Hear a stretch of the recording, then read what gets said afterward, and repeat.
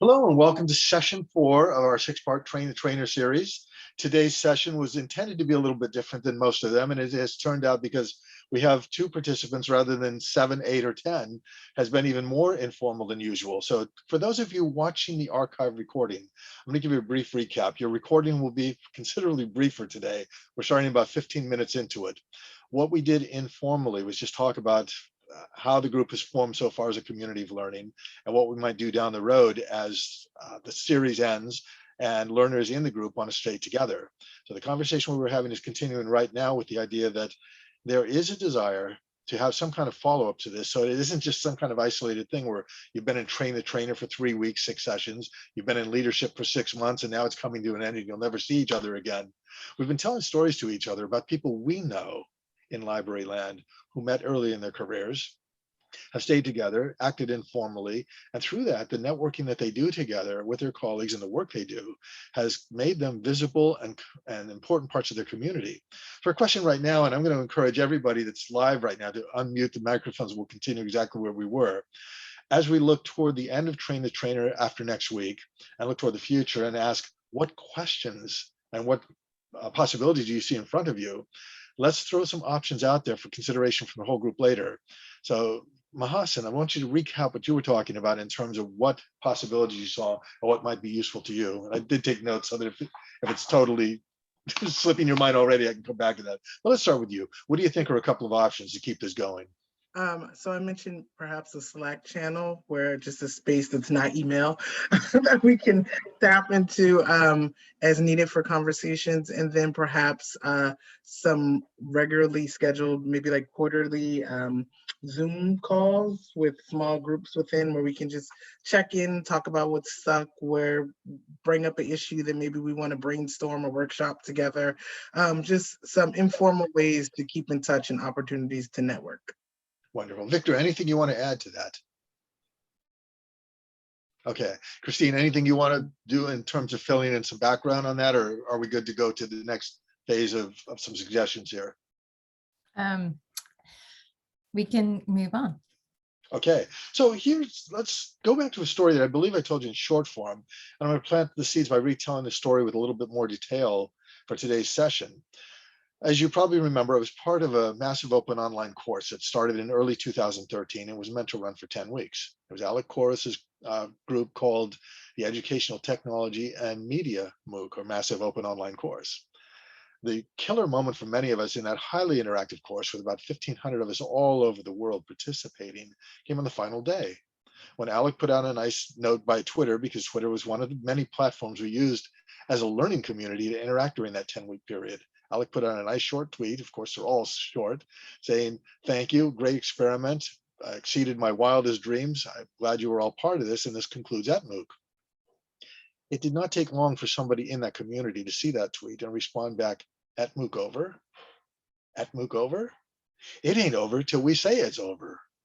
And people continued to interact by Twitter and a couple of other platforms. Many of us were blogging, and we had a central place where we would blog back and forth on some things we were continuing to experiment with. Well, the group was so interested in continuing, as this group seems to be, in continuing its work together, that the learners took the initiative. And first, we started meeting, I believe it was on a monthly basis, doing hour-long live tweet chats. And that would be where one person in the group would organize a series of questions to be tweeted out within that 1 hour period, and others who wanted to join it could respond much the way a well-facilitated tweet chat goes. And then because we were an educational technology group, we also started meeting with Google Hangouts and a couple of other things. And finally, when Zoom came along a few years later, we started using that. It's been 8 years since that 10-week course ended, and people said, "It ain't over till we say it's over." And at least once a year, around the anniversary of when the course started in January of 2013, we'll get back together with Alec joining us, and we'll have a conversation about what we're doing and pick up. That is one potential model for all of us in this course, to say, what do we really need to do? Do we need weekly meetings, monthly meetings, quarterly meetings, annual? As a group, you can decide that and see what works for you. But the fact that that was learner driven and that Alec was no longer responsible for putting things together, but Alec was always a much welcome and much respected part of that community, it takes us to where I've suggested that this group, as a leadership group and as a train the trainer group, go down the road. So think about that as a model. Take what you can to direct this, and include Christine, May, and anybody else in that you want to invite in. But because you're in a leadership cadre, a leadership cohort here, use it as a great example to play with leadership in itself and see how you can develop communities. And then the important thing is take it back to your workplace. Lessons learned here can be applied in your own trainings. Lessons you're learning in your trainings can be brought back into whatever group you do and share out. So that would be where I would leave that for now. And I would encourage the people that are in the live course over the next week or so to interact with each other via email or whatever other platform you have. And during our last couple sessions, we can put a few minutes into each session talking about what this might mean. Any additional comments from Victor or Mahasin, or have we pretty much killed that one for now? All right, then. Next step. I had from the beginning told you that each session I wanted to try to take a different approach to these sessions. Oh, good. Allison's in. We'll give her a quick summary. We'll wait for her to get her audio. I love the doorbell thing. Allison, you able to hear us yet? You're connected? Yes, I can hear you. Wonderful. Okay, so this has been a very untraditional approach to this, but of course the whole series has been somewhat untraditional. We spent the first 15 minutes not recording, just talking about some background for where we might go as a community of learning. And I started the recording telling people who are watching it that we're making plans to see how a learner-centric, learner-driven community might develop to meet your ongoing needs. So my pitch there just before you joined the session was think about that over the next week, communicate with other people in the cohort, and come up with suggestions if this is important to you on how you can continue meeting as a learner-driven group rather than expecting CLA or any other group to be there. But also look for partnerships. You know, there's a possibility that CLA may have other support things that we're not aware of right now, or that new funding could come through for those. So does that bring you totally up to speed, Allison? Yes, thank you. I apologize for being late. I couldn't find the link.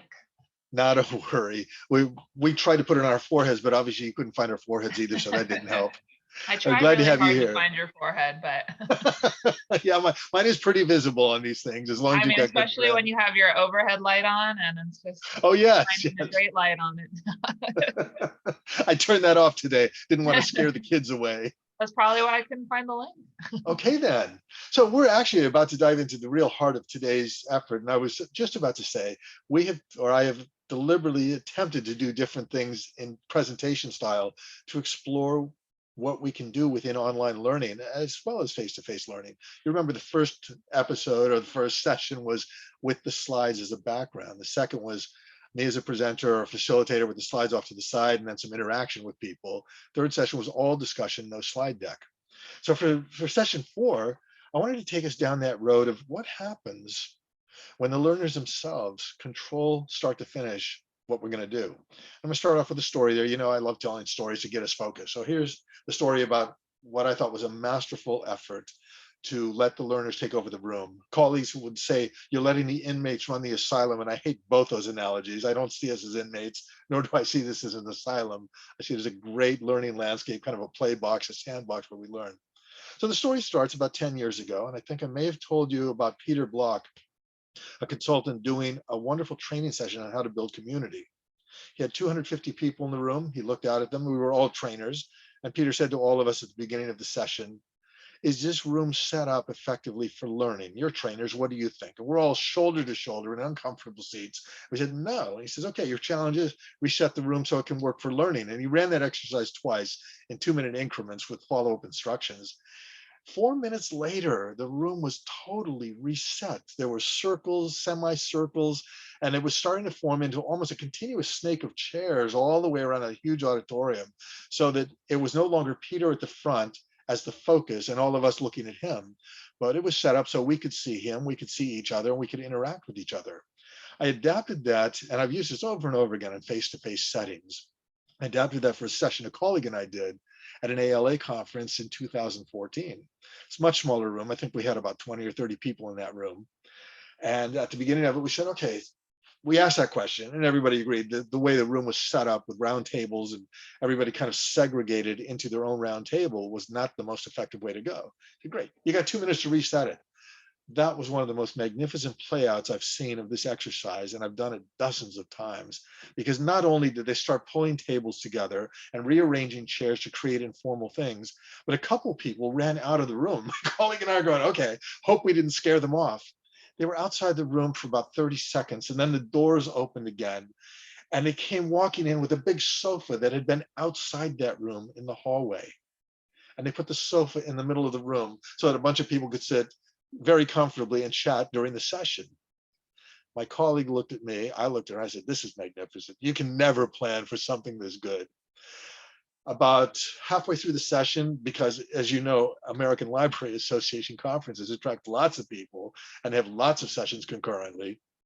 About halfway through the session, one of the conference organizers was going around and kind of doing a room checkup just to make sure everything was going all right in each session's rooms.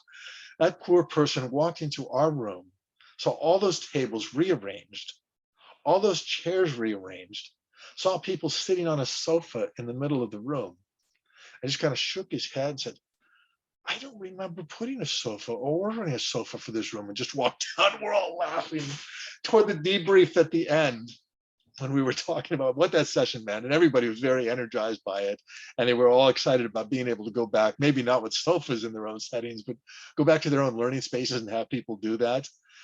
We were talking about what makes a community work, and somebody said, well, it's kind of like this. You have to address the elephant in the middle of the room, and well, in this case, we're addressing the sofa in the middle of the room.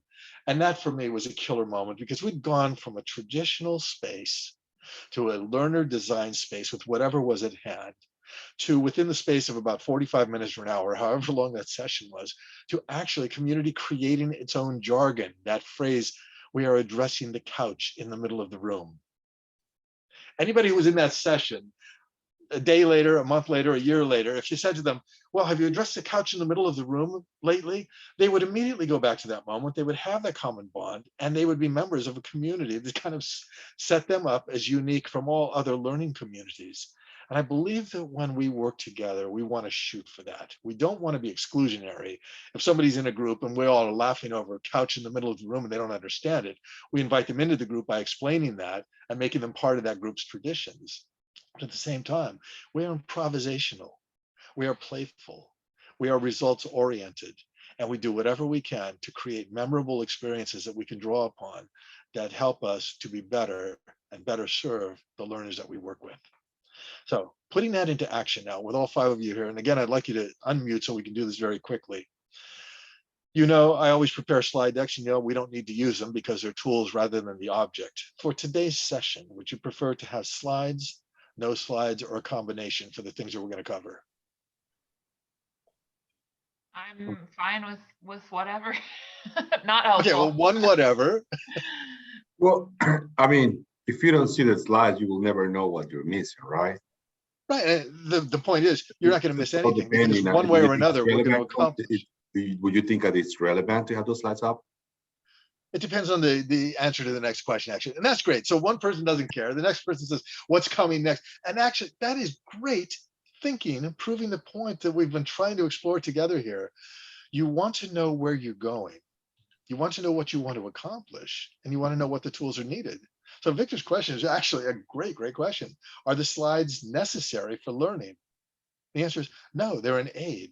So we Then can we're do good to without go. them. Then So we're what? good to go. We're going to go without the slides. We're going to go without the slides. Yeah, definitely. Hassan, anything from you? Um, Can't leave you out of this discussion. my comfort zone is slides. Okay. All right, so we have one person. I have to say my comfort zone is also slides. I'm trying to like break out of it a little bit.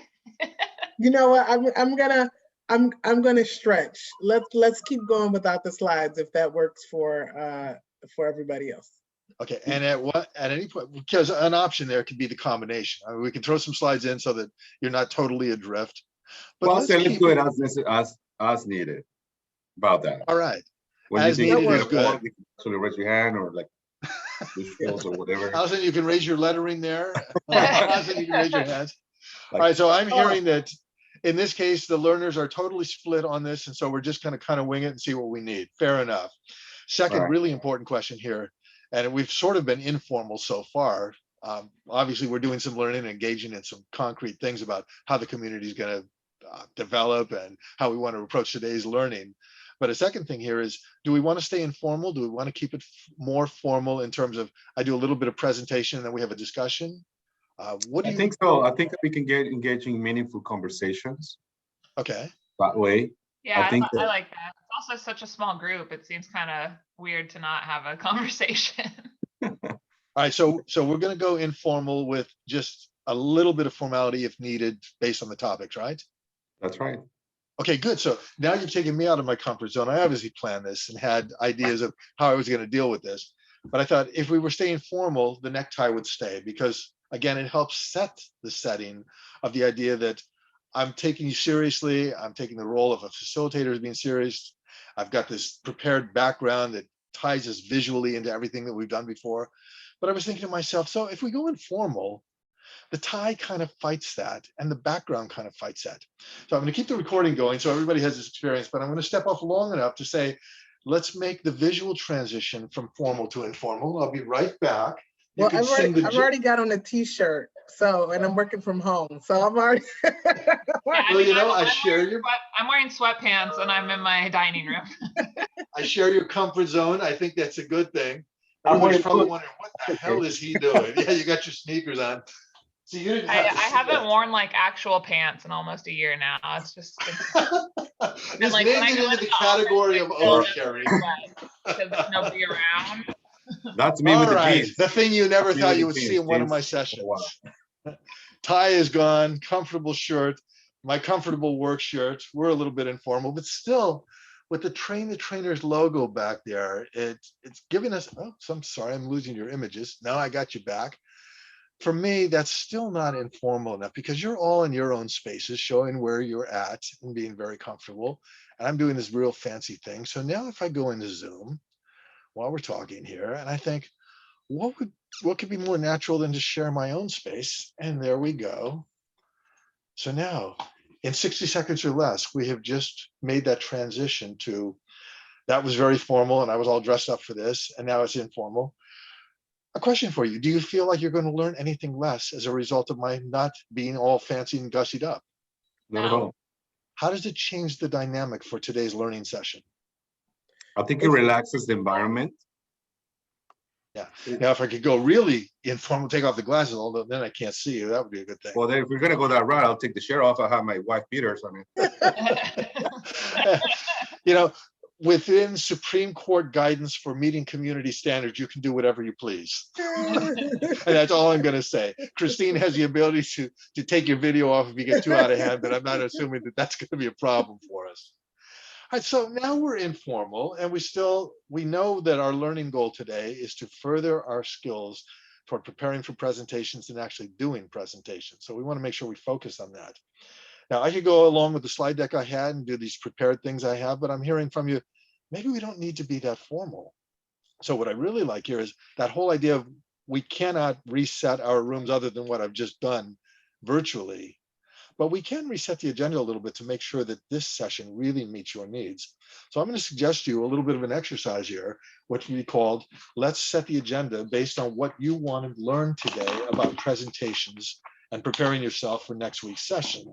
Understand I have all kinds of exercises, I have all kinds of resources I can share. They're all in the slide deck, and whatever topics we discuss, I'll make sure those are included in the abridged or modified version of the slide deck that Christine and I distribute later today. But let's go down 5 or 6 items that you really want to make sure we cover today. A, to prepare you for next week's presentations, and B, more importantly, to prepare you to be the best presenter as a leader in your organization that you can be in the next month, the next year, and the next decade. What's one important theme that you want to cover today that you feel like we haven't covered adequately yet? I mean, for me, it will be practice. Okay. Right? It all comes down to practice your skill. Okay. I mean, I kept on reading the pointers you gave us last week regarding like look straight into the camera. I'm actually setting up my environment at home, so I don't usually try to do things at home. But I got a little like tripod where I could put my phone and connect it to the TV, so I could actually try to see if I could see myself and see the way I'm moving my expressions when I'm in front of a camera. I tried to do that a little bit yesterday because of the storytime program, like that I told you that I do on during the weeks, and yeah, it definitely made a bit of a difference because you're concentrated on that being on that side where you know that the camera is instead of like looking onto the sides.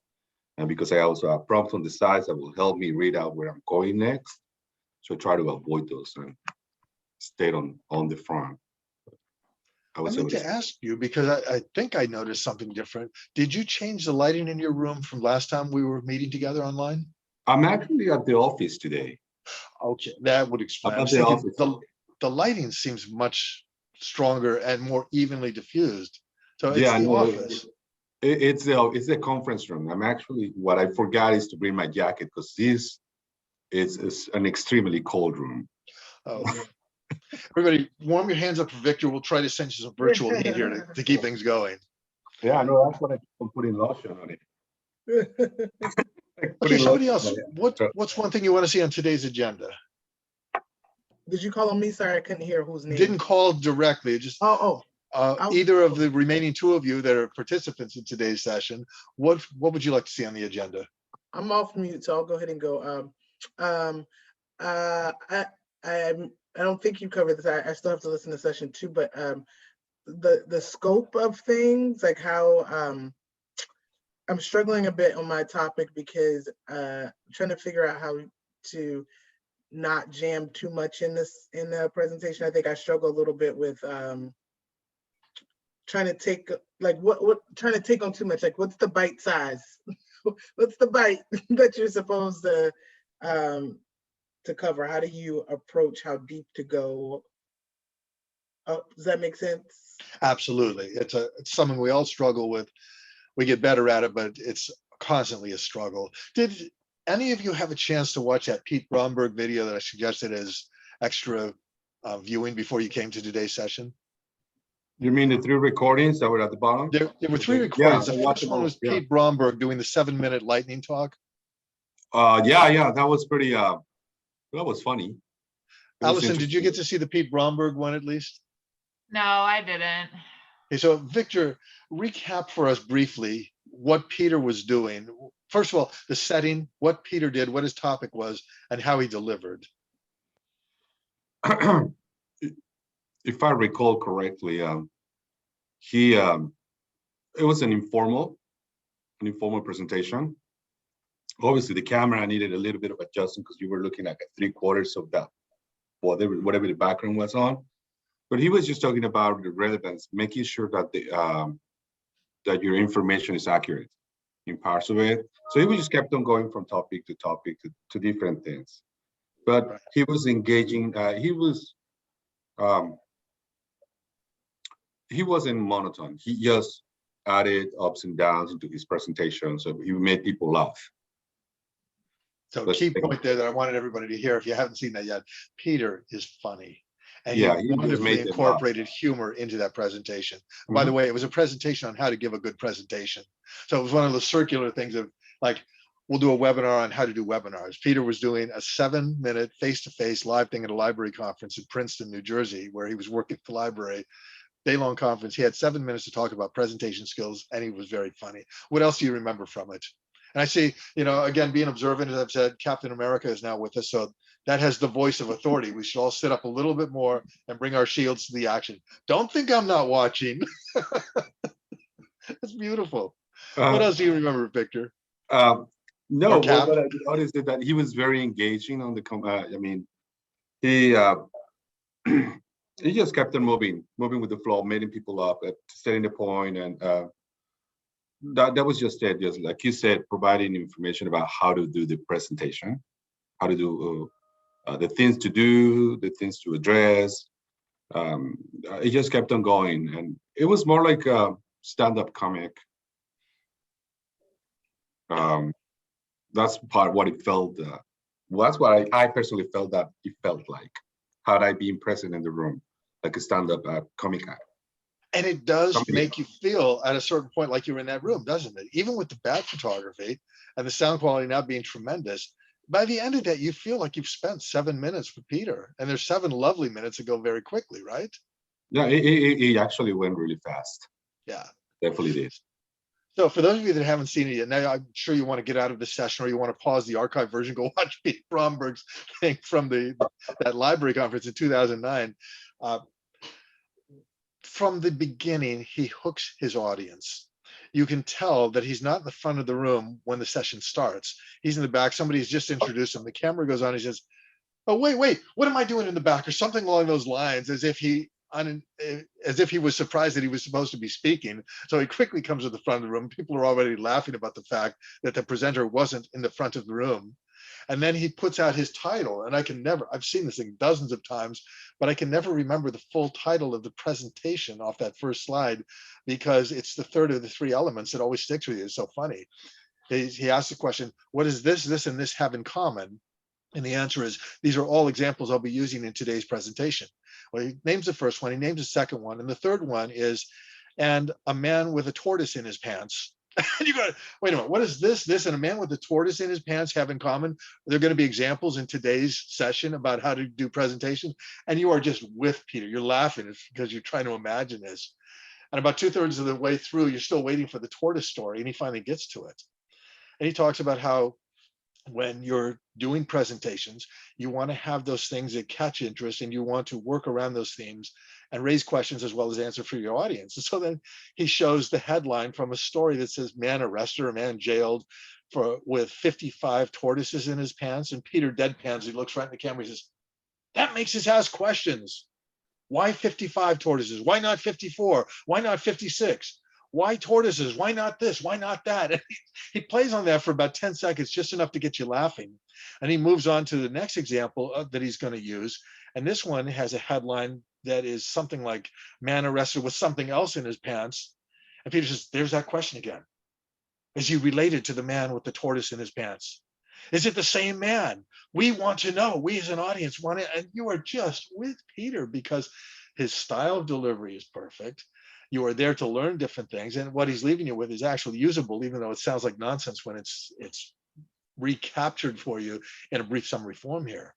So we learn from looking at other people. And as we look at our scope of project, our scope of topic, and our practice and other things, we want to look at the best people that we can find. There were 2 other videos I gave you there to look at, also a little bit longer. The Jonathan Haidt one, where he gives his TED talk for about 15 minutes, and it's a really nice presentation. And then he redoes it in 3 minutes, really high tech, in a way that's totally unexpected.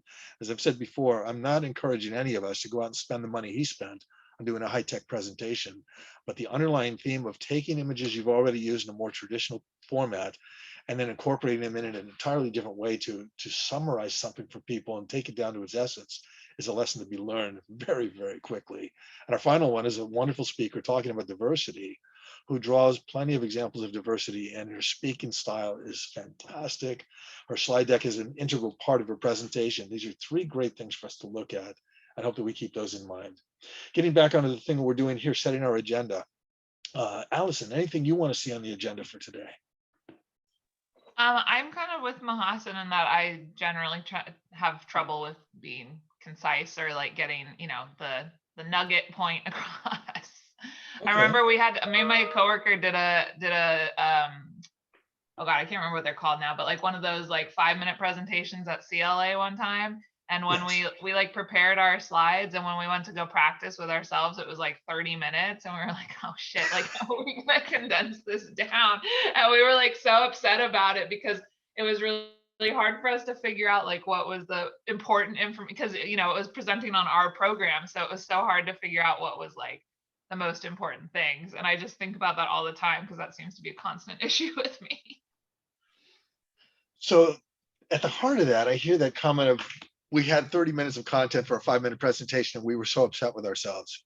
Let me ask the group, when you are at that stage of development and you have 30 minutes of content for a 5-minute presentation, should you be upset with yourself?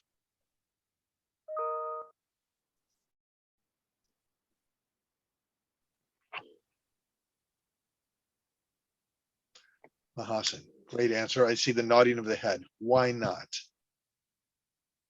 You're so good. Be- My first thought was because you're doing the best you can, but I don't think that's the right answer. That's a great starting point. At that moment, you're doing the best you can. And let me kind of prompt you and lead you through to make it easier on you. So you're doing the best you can at that moment. And keep yourself unmuted. It's still conversational here. We want to be Okay. informal. So at that moment, you're doing the best you can. Are you in front of your audience at that moment? No. Allison, how many days or weeks ahead of that presentation were you at the moment when you had 30 minutes for 5 minutes presentation? I don't remember now, but I think one of the reasons we were upset was because we'd left it kind of last minute. We had to whittle it down. So it was our own fault. But answering your question about should you be upset, no, we shouldn't, because it means it's better to have too much to say than too little to say in general, I think. I think we were just nervous because it was our first time presenting and we felt a lot of pressure. And it was just like one of those things where like we started nitpicking each other's slides and like got into a weird argument with each other about whose stuff was more important and spiraled very quickly. Well, I also think probably you shouldn't be mad at each other because well, maybe you shouldn't have been mad at each other, but you should be mad at yourself because that's the whole purpose of practice. Like, Yeah. so it's to figure out what you need to change and what you need to do differently. So it worked. It's working. If you realize you got too much, it's too long. Like you succeeded in one of the goals for practice session. So That's true. Keep going. Cap, you want to add anything to that conversation? No, I would much rather have more than less. Because I mean, you can actually have a way to shorten things out and just condense it until you can come to the main point of the maybe or the 5-minute section of that 30-minute presentation. If you can get that narrowed down to 1 minute just by shortening it out, then boom. It's like the same process when you're writing a paper. I mean, when they're asking to write a 3,000 words paper, and then you're like, boom, boom, boom, boom, just typing it. You come up with 5,000, like, what am I going to do? So you keep on pushing it and condensing it until you make it to where you need to be, just by making it just like going straight to the point. Not going straight to the point, but more or less. Good. Well said, everybody. And again, oh, can I say just one other? This is maybe a little tangential, but I think part of what happens is, sorry, Mike. That's okay. This is informal. That's important. Very informal. That was my 6-year-old announcing that she's finishing kindergarten, is now almost a 2nd grader. Okay. But one of the things I think that happens is a frustration sometimes in presentations. If you're doing the, I'm in a meeting. Okay. I'll come back to me. I'll mute myself. You can come back to me. All right, when you're ready, just dive back in. And again, for those of you watching the archive version and thinking, what is he doing? Why are we having these disruptions in the background? This is the virtual world, folks. It's not 100% predictable, no more than a classroom is predictable. You can have interruptions when somebody walks into a room. I'll never forget that moment when I was in a meeting at San Francisco Public, and I was with some of the top administrators. We were discussing something very important. Door flies open. I was running the volunteer program, by the way, at that point. The door flies open, and a very upset volunteer who had been told where I was bursts into the room and starts complaining in front of this whole group about the assignment that he wanted and hadn't been given. The administrators are looking at me. I'm looking at them. I said, I'll be back in 1 minute. I walked down and said, okay, A, this is not the right time for this. B, never interrupt somebody's meeting if you really want to have them on your side. And C, if you ever do that again, you're a former volunteer, not a real volunteer. Be right back. You know, the sounds we get in the background, the dogs, the cats running along, that's minor compared to those kind of interruptions that we all dread and really don't want to be talking about. Awesome. You can pick up right where you were. Yes, thank you. I was saying sometimes I think there's a frustration when you're practicing, or I found, because like, okay, so as library professionals, as we develop expertise, there are panel presentations like CLA, JCLC, and other things. There's the in-house training presentations, and then there's sometimes like consulting opportunities that we might get if we have an area of expertise. And what I found is it takes a lot of work to put together a really good presentation. And if it's something that's like extra, where it's like an ALA presentation or a consulting gig, there sometimes comes a point where you're like, wow, like I'm only making X amount of dollars for this, or this is on top of my full-time job, and it's gonna take me 20 hours to get this, you know, 1 hour presentation the way I really want it. So I know that's not the point, but I do think that sometimes it becomes a point of like, how much energy am I supposed to expend into this to get it where I need to be. So I don't know if there's anything for you to say about that, but I just wanted to name that sometimes that's part of the frustration when you're practicing. It's like, this is going to take a lot more time to get it where I want, and the reward I'm getting from this may not be matched. What may not psychologically feel like there's a match. I feel that. Go a little further, Matt. You feel that, and what do you do? I mean, now, so, okay, so that presentation that I'm using as an example, I think I'd been like a full-time librarian for like 2 years at that point. So I was still like, not to say that I'm slacking now, but I was still in that like mindset. It's like my early 20s, first full-time job at this nice fancy library. And I'm like, I have to be on my A game 100% of the time. You know, I'm putting in all those extra hours to like get everything done.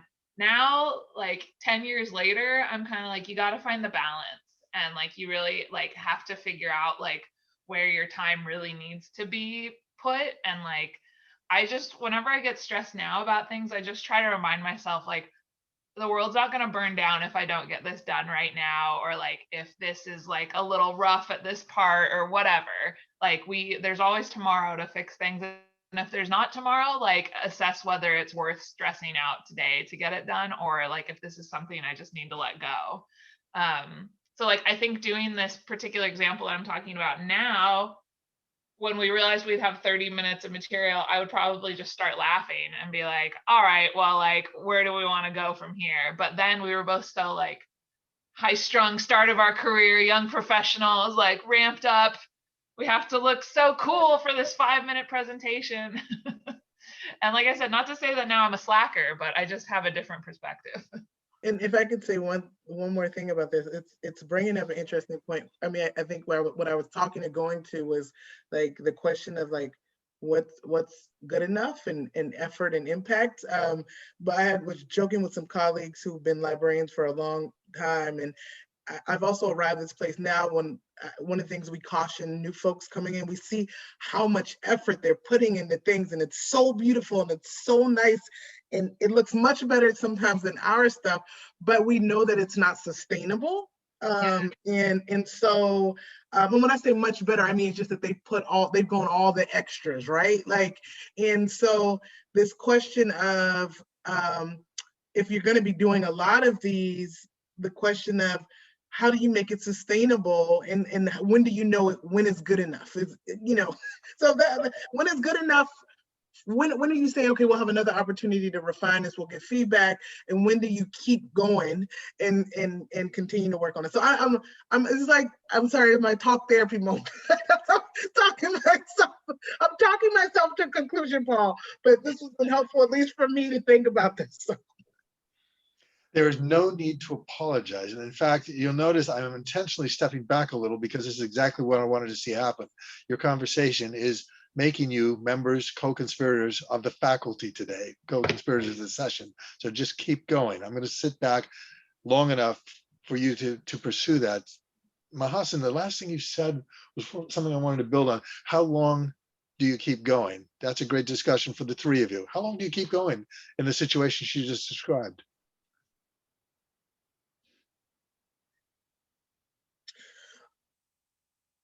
Well, if it's okay for me to keep, I don't want to hold space, but I have a thought.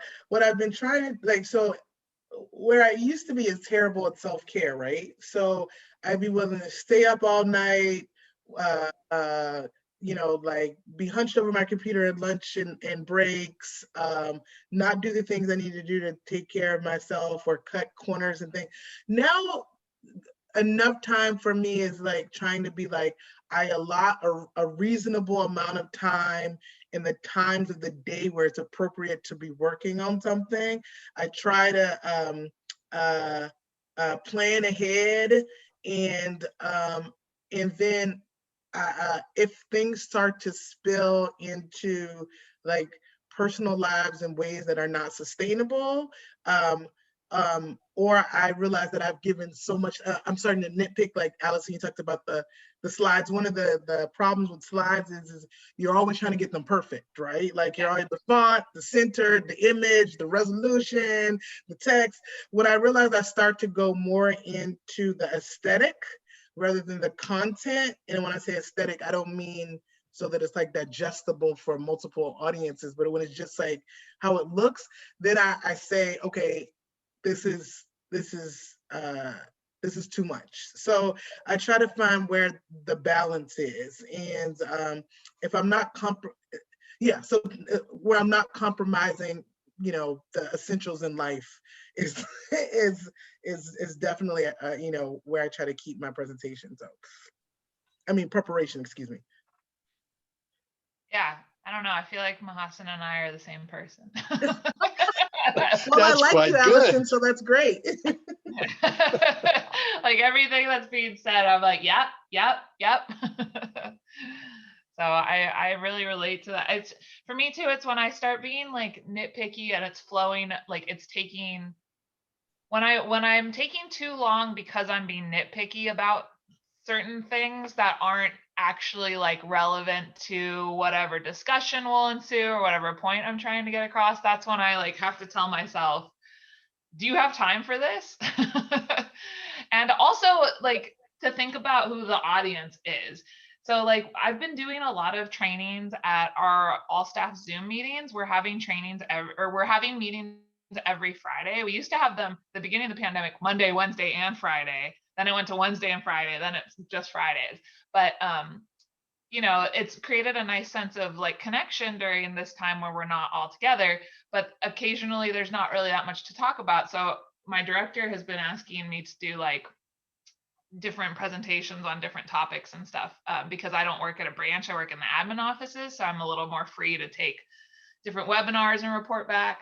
But when I know that it's kind of just filler, like I'm not taking as long to prep the presentation, because it's like, it's not that I don't think what I'm presenting is important, but it's like, okay, would she be asking me to do this under normal circumstances? Probably not. So I'm not going to spend tons and tons of time on it.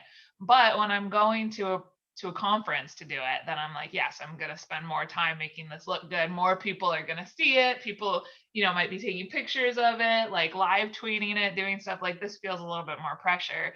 And not that I don't love my own staff members, but it's like when it's an internal thing, it's kind of like it feels a little more casual just in general. And I know that they can get a hold of me really easily to ask follow-up questions. So it's just like a different feel that I've been doing. So I just take those ones a tiny bit less seriously in terms of looks. Let's ask a very difficult question. Difficult because the recording's still going here. We're trying to decide how much content to put into things, how much time to put into things, and what we're trying to do with our learners and what the ultimate transformation is. Is it a useful process in providing trainings to say, oh, we have extra time in this meeting, can you do a training? Is that a useful question?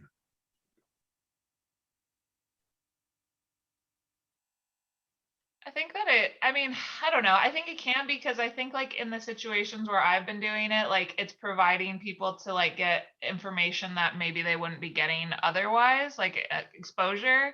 And it's just day of, I'm told. It's like a little bit in advance, so I have time to prep. But yeah, I think that it just depends on what the topic is and how much time you're actually given. If it's just spur of the moment, like, can you talk about this? Then I don't think it can be as useful because the person's kind of put on the spot and probably the information that's getting put out isn't as useful as it could be because it's not thought out ahead of time.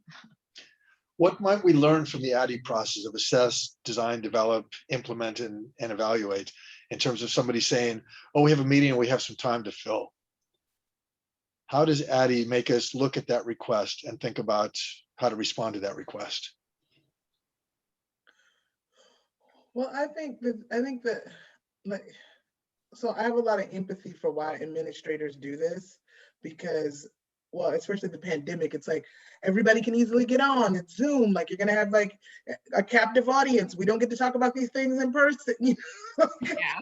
Let's talk about every issue and let's justify why we're still paying folks and we haven't laid off people. You know, but I think there's something about like learning outcomes and the intention of why people are at an event, and I don't know that these meetings, but people really come, they're not really there, the purpose.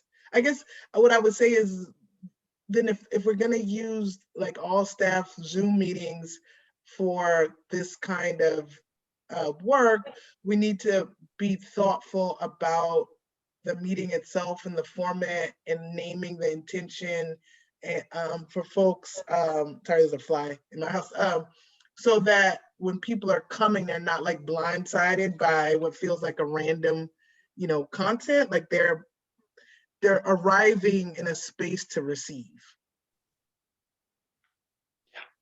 I will say that like in my particular examples, like it is like what Mahasa was saying.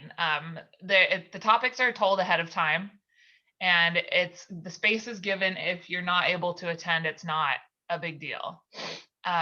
So I think that goes with what Mahasa was saying, ended with, of like the people who show up are in a space to receive because they've been told ahead of time what will be talked about. And if they were to feel that like this topic's not relevant to me, or like I really need to be spending my time elsewhere, it's not like they're under the assumption, oh, this is an all staff meeting that I need to be at, and then they show up and it's, you know, a training on wellness or something, and that they're like, what the hell, my wellness would be doing my work.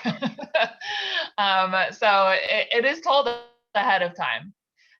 So I think that was a good point, that like, I think sometimes even if it's a topic people could benefit from, if they go in thinking, okay, this is a staff meeting I have to go to, and then it's like, you know, like I said, like an example of a wellness training, even if that's something they'd be interested in normally, if they're like, well, I made time in my day for this and I really should be doing X, Y, or Z, like it shuts off that side of your brain that's open to learning, because you feel like kind of misled about what the topic was. And especially if you feel like your time could be better spent doing something else, that makes it even more difficult to listen. There, again, something that I was going to try to cover in a formal sense today. You just covered it wonderfully informally. Let's make a connection between what we're talking about now and one of the resources we've looked at. As you talk about the importance of having people prep for the learning experience and making sure that it's a good use of their time, what resource have we looked at a few times in these sessions that backs that up 100%? Anything coming to mind? Big hint. It's one of the books I've cited for you.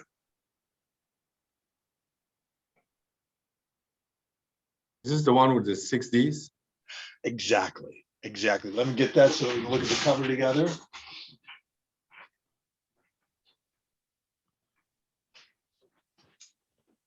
Not having background so that you can't see the book. There is the book again. 6 Disciplines of Breakthrough Learning. Summarizing, making that connection, getting those neurons connecting over here to over there. 6D says, before the learning, the supervisor and the learner sit together and decide why the person is going to be in the learning. Best situation, the learner and the supervisor are in the session, and afterwards there's support for it. And what you're actually describing, Allison, as long as people know about it, actually mirrors that 6 disciplines approach, because you've told people, well, we will include a little bit of training here, and then you're actually doing the training with all the key stakeholders in that virtual space. And if you've done it right, there's something in the workspace afterwards where people have a chance to actually practice it. And somebody checks up and says, how's that going for you? And if there was a part that they didn't understand, there's somebody, maybe you, Allison, or maybe somebody else in the organization that they can go back to. And let's slip in one other little fact in here. I never quote the actual number because I see the number change in different statistics, but everything I read based on research and learning says a huge portion of our learning is informal. A small portion of our workplace learning is in the formal situations. So if you're doing that kind of thing where you've done the session in that Zoom meeting formally, but everybody in the organization is picking up what it is that you're supposed to be learning, then the informal part comes afterwards with the follow-up. Somebody says, well, I'm not so sure of how that works. And they just turn to a colleague, or they know somebody that they can call without having to go to another class to do the follow-up. Or you might even post a video or a link to an article for people who have more questions to go to. Or if you're really getting formal about it, you've got a cheat sheet, some kind of a handout you post online on your intranet, or make it available somewhere where people can go in their moment of need. So we're hitting a couple of important issues here that have been themes throughout this series, but are very important to what we're talking about today in terms of practice, scope of topic, and preparing people for a good learning opportunity. The more you can make it consistent and make it available at the moment of need for the learner, the more the more chance you have at having a successful thing. I go back to one of my favorite colleagues that I've probably quoted to you almost every session here, Sardeek Love.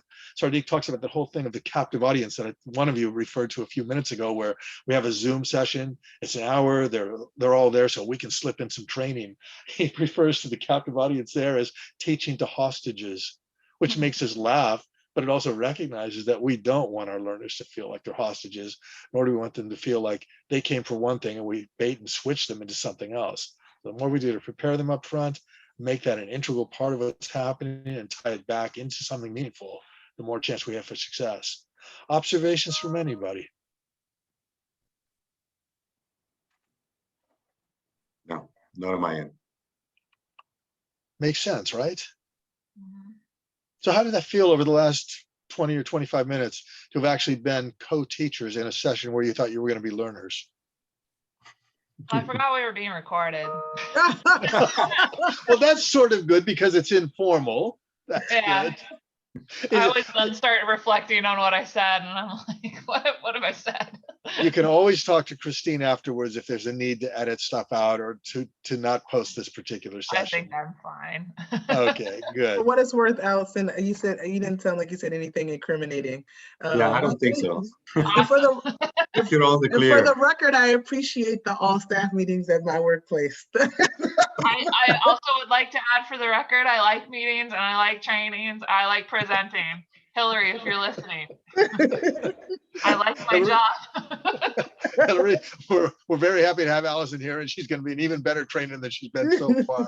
Thank you. This But is midnight. addressing This is that question of going under the hood here, how did that feel to suddenly sort of unexpectedly find yourselves co-teaching today's session by the comments you're making and the stories you're sharing? this is cool. I like talking. I try to be I've worked really hard through my life to be self-aware of the fact that I can be long-winded. So it's a little bit uncomfortable because I try to regulate myself really well in Zoom calls, and so I'm conscious of the fact that I'm excited and talking a lot. and so, and so so it's a little uncomfortable because generally I try to speak less than this in calls. So it's fun, but I'm like, oh, I'm noticing Captain America didn't talk as much this time. And I'm like, I hope I'm not talking over him. So so that's my answer. No, why I I feel like that this you both call. have something to say, so I'm just letting you say it because this is what this is for, right? The space is meant to be that for that. I mean, I think I can learn more from you two right now, from the experiences that you both have, than me trying to say something that is not relevant. So, because you both had some really good points that you made. So, Captain America. Allison? Yes. Thanks, Cap. Allison? I like the small groups for this kind of stuff because it does feel like you can I also talk a lot and kind of dominate conversations, and so like I try to be aware of that, but in smaller groups I don't feel as guilty about it because like one, there's fewer voices, but two, like I also feel like there's when you're asking everybody to be off mute and it's a small group, then you do feel like people can jump in a little bit more when they want to. And I think it's really hard to have like open discussions with a large group on Zoom. I mean, in person too, but even more so on Zoom because I think everybody waits a second because you don't want to interrupt somebody if there's a delay or like, all this other like tech factors. So I like having a small group. I mean, these kids, Victor and Mahasan can both attest that I haven't really talked much for our whole cohort. And a lot of it's because I like dominate. This is probably the most I've talked in like the last like 4 months that we've been like meeting. Well, I'm glad you did. Is this something you can immediately translate back into your own workplaces in terms of how you do your trainings? Yeah, I think the idea of having like like maybe doing more stuff with like smaller breakout rooms or something like that would be good, beneficial. Again, Sardik and so many of my colleagues in the Association for Talent Development just bluntly say, if you're not using breakout rooms, you're not using Zoom to its fullest capacity. And I've got to cop to the idea that I participate a lot in breakout rooms when colleagues use them. I have not actually used them much. It was something I was going to experiment with during this series, but we've had such small groups that it wouldn't have made any sense unless we want to have one person breakout groups. And I think that's called after the session reflection time. So, lightning round here, one sentence. What's one thing you picked up from today's session so far that you're going to use within the next week?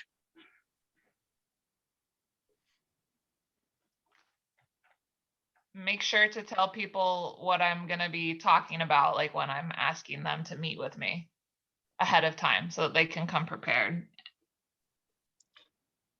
I think that she actually just said, Paul, what we talked about before they both jumped in. So remember that right at the beginning of before you started recording, we said, well, whatever my topic is, just to let whoever is attending that day, let them know in advance what I'll be talking about so they have a little bit of a background. So I think just that. I think I'm gonna try to encourage and incorporate more opportunities for participants to learn from themselves about a topic instead of, we do a lot of share outs, but and I'm thinking about a training that I was part of a couple years ago that was very successful at all staff, and it was because we actually got people to work in groups together. So I think we need to do more of that. Great. Christine, not to put you on the spot too much, but I'll put you on the spot. Anything you picked up that you were surprised by in this session that you can use? Sorry, I had to hop off, so. Oh, that's okay. We were just doing that wrap of this part of today's recording. So for those of you watching the recorded version, you've probably been on for about 50 minutes now. For those of us that have been on since the top of the hour, we've been at it for an hour and 15 minutes. So we're going to take our usual 5-minute break where I'll pause the recording. Those of you that are live can either walk away for a few minutes or you can stay on. We can do informal unrecorded chat. And we'll come back on at about 20 after 10 Pacific time to finish up the last 40 minutes of our session today. So I'm going to give it just a few seconds of silence before I pause for editing purposes later. And when we come back, I'll start the recording and we'll wait about 5 seconds again. So there's a pause for recording. Be back soon.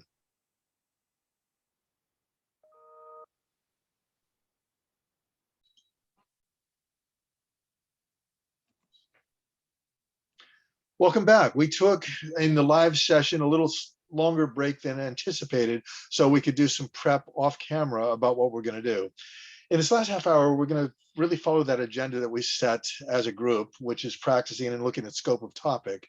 And the learners in this particular live session have had a chance to think about what they picked up from the leadership sessions they've been in so far in this entire series, identify something that really stuck with them, and then decide one point that they would want a learner in their own workplace to walk away with.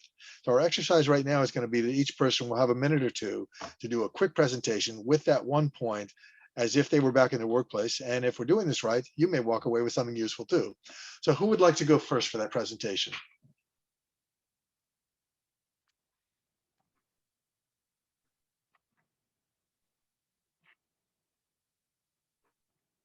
I see eyebrows raising. Cap, you want to go?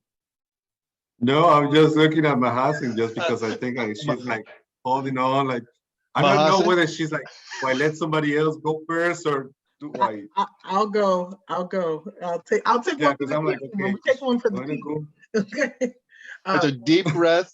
Collect your thoughts. When you're ready, look into the camera and talk to your audience. Okay. Hello, today I'm going to talk briefly about what racial equity is. So unfortunately in our society here in the States, we have a problem where you can determine outcomes for performance of how people are going to do in life based on what racial group they come from.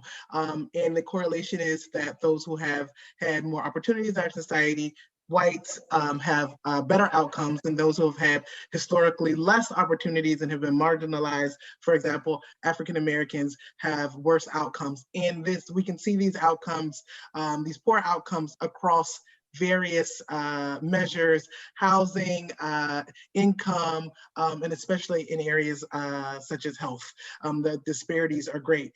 So our job is to create policies and institutions that do not further this racial gap, this racial equity gap. So what I hope you've taken away from today is that we will achieve racial equity when we can no longer measure and predict how people will fare along based on their race.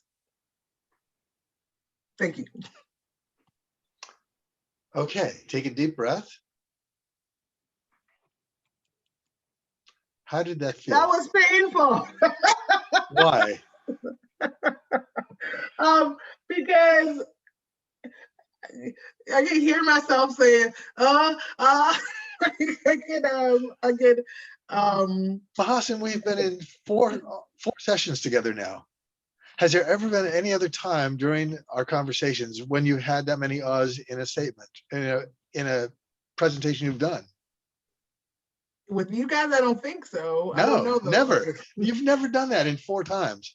So what changed that for you here? The expectation that I was like being an expert on something. Perfect. And, yeah. Perfect. Stop. Mahasan, pretend you're not doing a presentation. Talk to me right now about racial equity and tell me the same thing you did, but just you and me. Tell me about it. Okay. So Paul, in our society, you can basically predict how someone's going to fare or what their life, their income, their housing is like based on what race they are. And it's an unfortunate thing that we have to figure out a way to solve, because what we really want is for society to be just for everyone, and for race not to be a predictor of how well someone is going to live, how long they're going to live, how much money they're going to have in their bank account.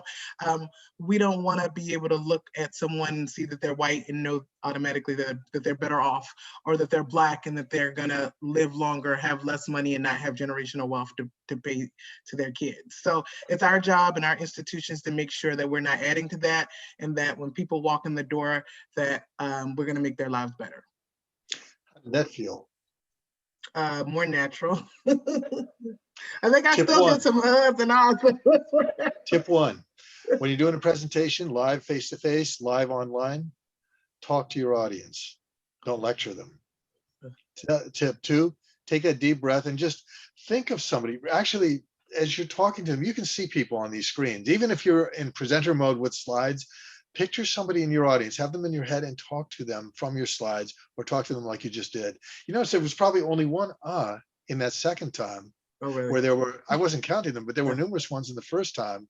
It was because you set up the expectation that all of a sudden you were the expert or the presenter, and you probably weren't thinking about who you were talking to other than, I'm a presenter. Right. One other thing, of course, that was the second time you did it back to back. And so that the practice of the first time and knowing that you could get all that out in the time you had took some pressure off too. And Yes. I may have told the story earlier in the session, but again, worth repeating. Let us not lose sight of the fact in training that people learn through hearing things many times. And it doesn't mean you say the same sentence 6 times in a row the same way, but the more you can repeat a theme, we bring people back to it, the more it tends to stick in there. So the thing to think about, an example I believe I gave in session 1 or 2 was I was doing a recording. It was meant to be 2 minutes for something I was going to post on my YouTube channel. I had a simple script, which I didn't bother to memorize, but I had the basic outline here because I find that that's a useful procedure to also use in doing presentations. That 2-minute video, I recorded something like 8 times in 30 minutes. And I did the recordings back to back. I would do it. I would realize there was a problem, stop it, record over it. And on the 7th or 8th time, I finally got to the point of thinking, good enough. Mm-hmm. That answers what we were talking about earlier in today's session. How much time do you put into it? When it's good enough to fly. What other things did you get out of what you just did? Well, the topic itself, it's one that I'm really comfortable with, but race is a third rail in American society. So there's a little bit of like, if I want people to be comfortable with it, I got to make peace with this is what I'm talking about. So I realized that like I gotta. It's something I do a lot of work on. I'm comfortable with it. So if I'm comfortable with it, I got to be comfortable with it when I come to talk. So I took that away from it, that I got to own that I'm talking about something that makes people uncomfortable. I also, I do best when I have like some written jog notes. I didn't have anything in front of me, like no keywords to point to. I think it's important to have that.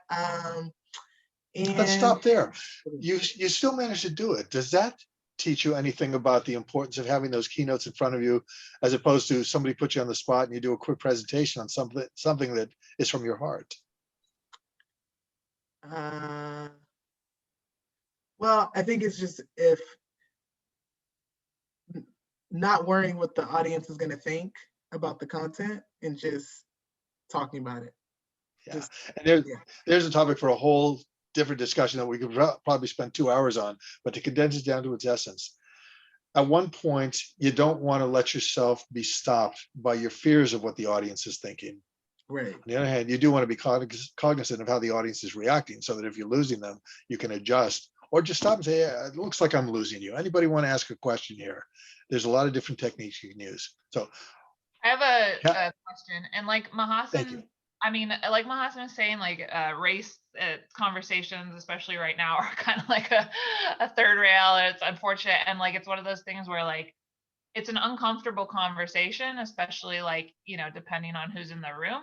I was just wondering if it might help in a situation like that if Mahasan just directed that, like addressed that at the top and was like, this is an uncomfortable topic, you know, but it's an important one.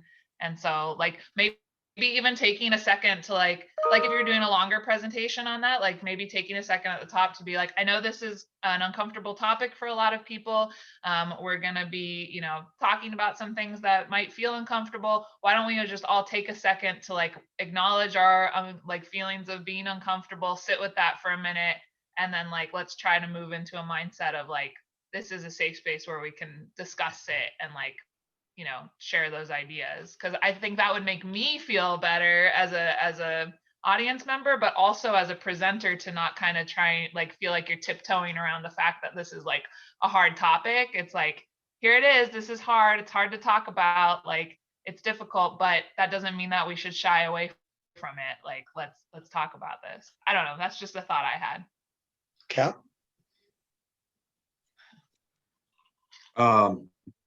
Can I change my topic? Yeah, absolutely. You may change your topic. Before you change your topic, Or are you any asking me feedback to from start my Mahasan? presentation, or to add on to what Mahasi just said? First react to Mahasan, and then if you want to build up what she did as your presentation, I'm quite okay with that. But first, any feedback for her? You know, I've actually came across a similar issue just about a week ago, in which I had to address this issue. And I don't think you should shy away from conversations like this. I believe that as long as you provide this notice that this is what you want to talk about, you kind of letting people know where you're going to with your conversation. So it gives them time to react and readjust to it. I mean, I think that you know the moment that you're talking to the whoever is in front of you, whether or not they will be able to take on what you're saying, and how some of them will react to it. I liked it. I like the topic. I don't shy away from those topics. My job takes me to places and to work with youth at risk, with underserved populations, and most of the time you will not see me here. You will see me out and about in the communities, talking to these people, talking to kids over at juvenile hall and these underserved communities. And these are topics that you address every day, that they talk about every day. But I liked it. I mean, I think she did great. I think once you revisit your topic, moving forward, like you said it first, when you're thinking that you have to say it in front of the camera, you're pushing yourself more on, like you don't feel relaxed. And I like the second time around when she was more relaxed. She, like you said, there were less because she knew what she was talking about. It's just the way that she presented it.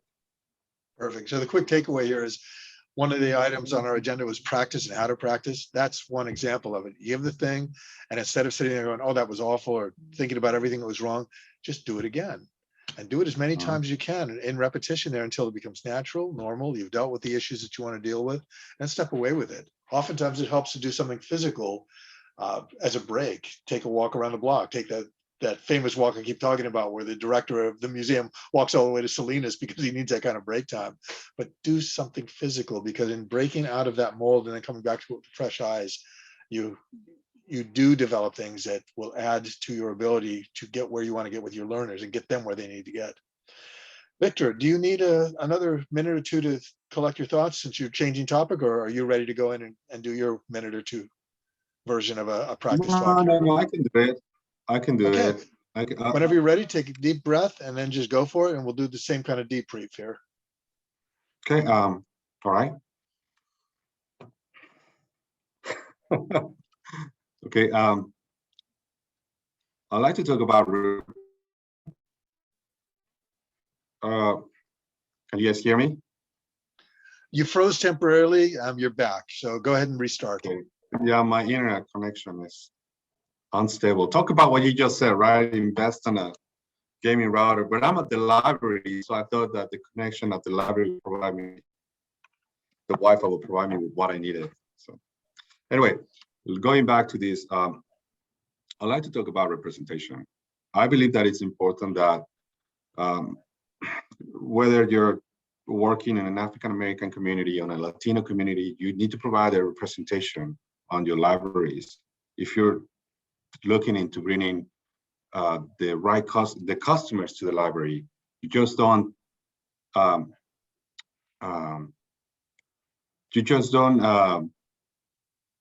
there's the word. I'm sorry, I forgot about that right now. Whitewash the community per se, and this is from different from a recent topic that I just addressed at the library, and I think it's important that the community can see themselves reflected all the time, not just when it's they're just providing something similar to, because that will die down eventually. People won't see reflected themselves there, they will not go. So I think that instead of looking on a long, if your goal, if your end goal in mind is to bring people into your libraries, you need to also make sure that you're providing the right representation. Great. Same questions that I started with Mahasan. How did that feel? Well, we're recording it, so, so it definitely makes you feel a little, whether or not you're going to say the right thing. Sometimes, well, right now, the script, there's no script that you can go off from, so you can't really look at your notes. It's knowing that you're still on track with the topic that you want to talk about. It's a bit challenging, though. It's challenging. A, you outlined your topic right up front. You told us what you were going to talk about. B, you got into it. When you felt yourself stumbling, you just bowled on and kept going. And C, you ended with the call to action, which is what you're going to do in any training session. You want to tell the learners what to do next. Give you the same opportunity you just had with, or that Mahasan just had. Do the same thing. This time, look directly at the light on your laptop so you have the illusion of making eye contact with us. And tell that same story to Mahasan one-on-one and forget about the recording. Go. Okay. Well, I would like to address the issue of representation at the library, in the libraries. And I believe this is more than anything just because we can't continue to whitewash our communities, trying to provide them with something that is similar to, but not something that they really need to. So if our goal in mind is to bring these people, all our different communities into the library, not the usual library goers, we need to provide them with that representation where they can see themselves reflected in the people that is helping them on the other side of the counter.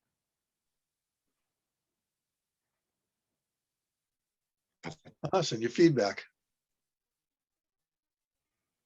The second time you were like, it just flowed. You're like real confident. It was just like, look, this is what you got to do, and you got to do it.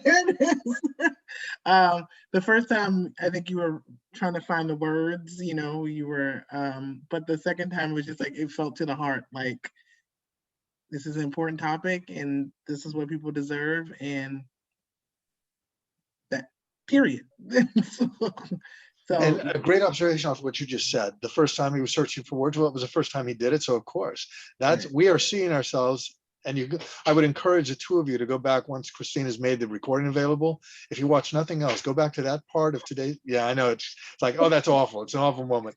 We've all done that, and we get better at it because we realize the benefit of it. But if you can, close off the room, put duct tape around so nobody can hear what you're doing, nobody can hear your shrieks. But go back and watch the two presentations back to back of when you did it off the top of your head the first time, and then you immediately came back more relaxed and refined it. I would agree with what you said to him the second time, because Victor, you had had a chance to think those words through in take one.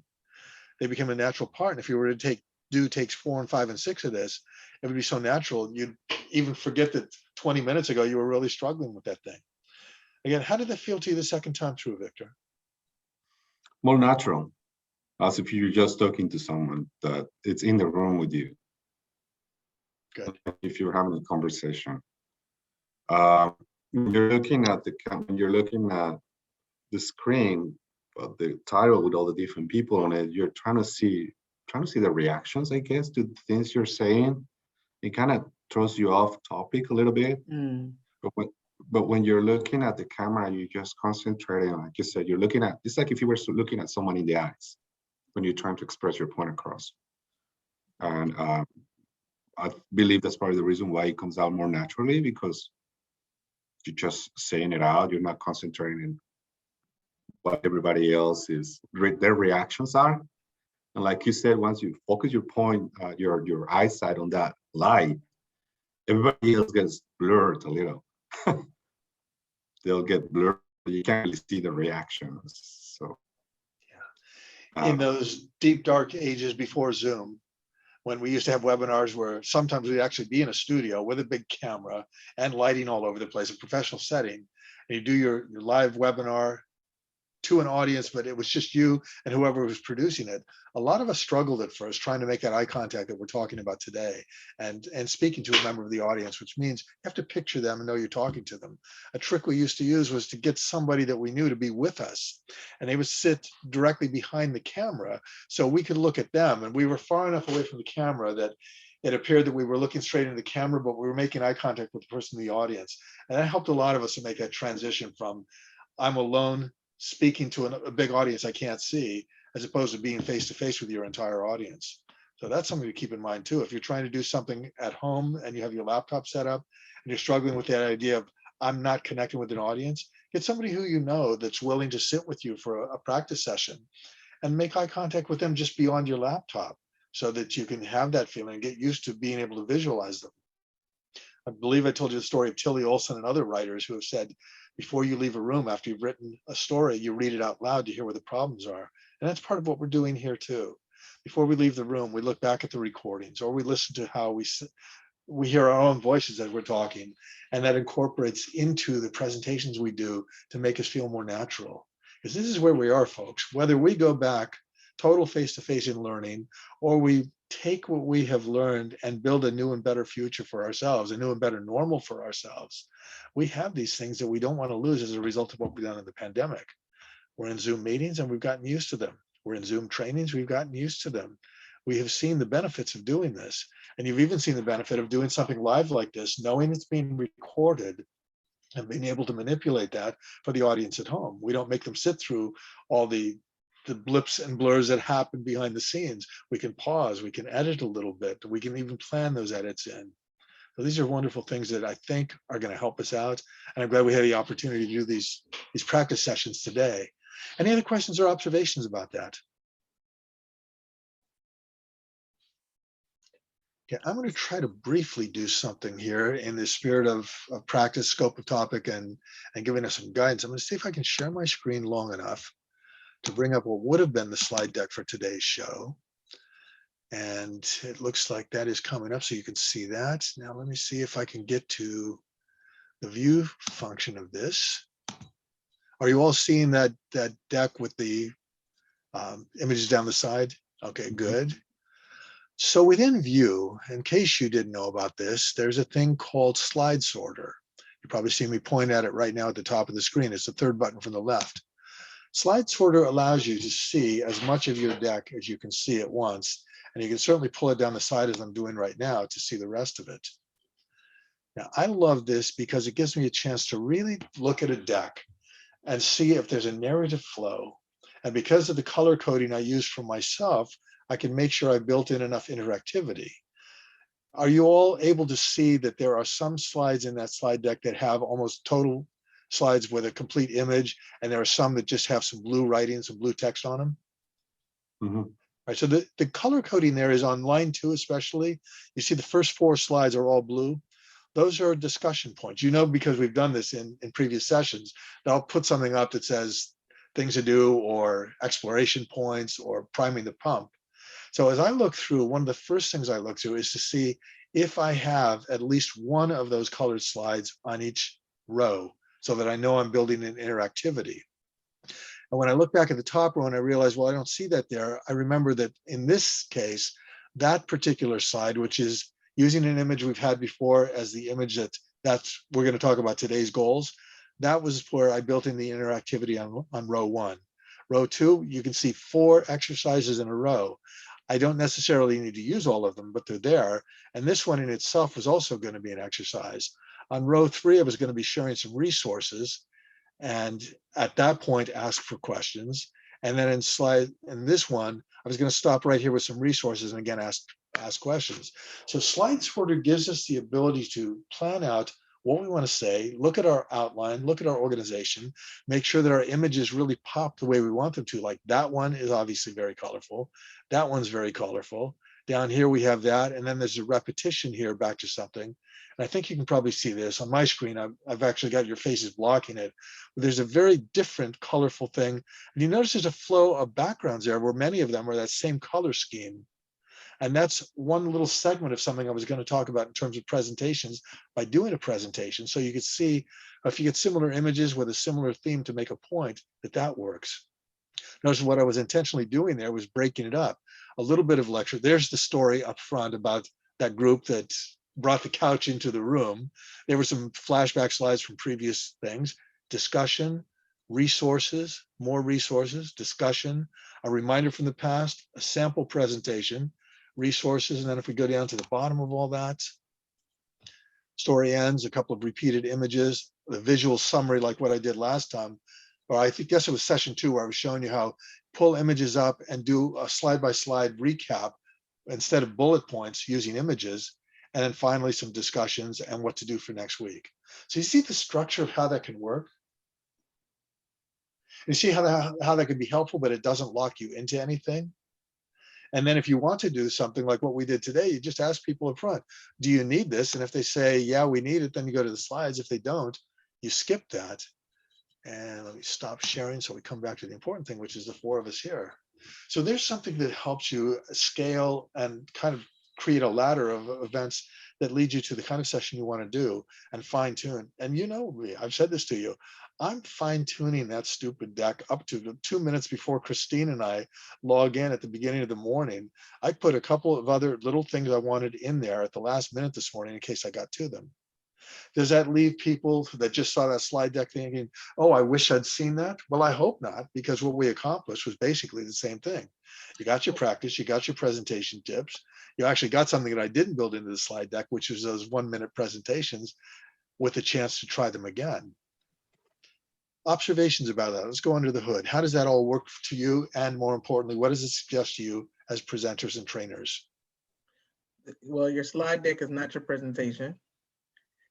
And what from everything I've seen and heard about best practices and what your slide deck demonstrates is your PowerPoint or your Google slide presentation shouldn't be a lecture on a slide, right? It's creates, what is it, cognitive overload, right? People can't process that much.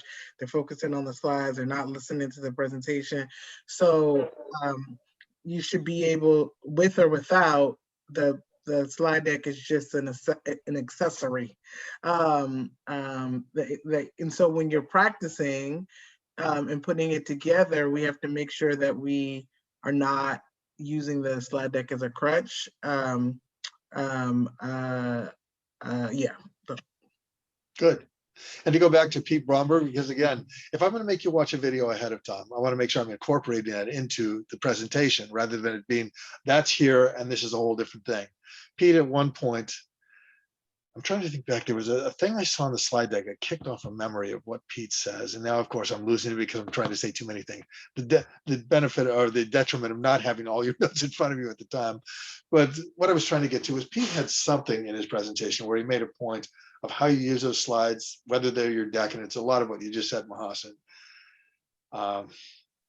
And when we watch his presentation and we think about what you saw today, and then afterwards you might go back and watch it one more time, it all becomes circular because that builds onto what we learned here. What he's teaching us builds back into what we're doing. And we become better trainers and better presenters as a result of having spent time together, having spent time virtually with somebody like Peter, and deciding what we're going to do next. So, Cap, any last thing from you, a recap of what you got out of today's session and how you reacted to what we just did? No, I liked it. I mean, like what Allison was saying, I believe that these shorter groups kind of definitely help you to get better interaction. It's I like the fact that we were able to accomplish this. It does help you to plan ahead. Can you guys hear me? You're still there, great. Okay, yeah, because I still get those internet connection unstable. I'm sorry. I just want to make sure I'm not losing you. I'm just talking to myself. Not yet. Yeah, no. What Allison said about these shorter groups, being able to interact with each other, the opportunity that it allows you to see what you did, like what you said, go back, look at the recordings, watch and see where you stumble, where you like just rammed ahead and you didn't stop and think. So all those are good opportunities that will be on that recording. Now I can see that it's I like that philosophy that your slide is your deck is just like a visual like help, but not necessarily your presentation. You are the presentation. You know in your material is what's going to make that presentation successful or not. Thank you. You just kicked back into memory what I was trying to remember from Pete's description when he was talking about showing slides and said, we have 1,000 slides and we want to show them all. We have 5 hours of presentation, only a half hour to do it, but it's all so good. And he said, you know what? That's not a slide deck. That's called a handout. You give it to people afterwards. And that brings us full circle that we have created in the last 2 hours together. And for those of you watching the archive version, maybe about a 90-minute version of this, we created a sense that it's all so good. But what really makes it good is the human interaction and the focus on the idea that when you leave a session like this, you want to be energized. You want to say there is no such thing as Zoom exhaustion or Zoom overload in this particular learning space because we created the space we needed. We had some fun.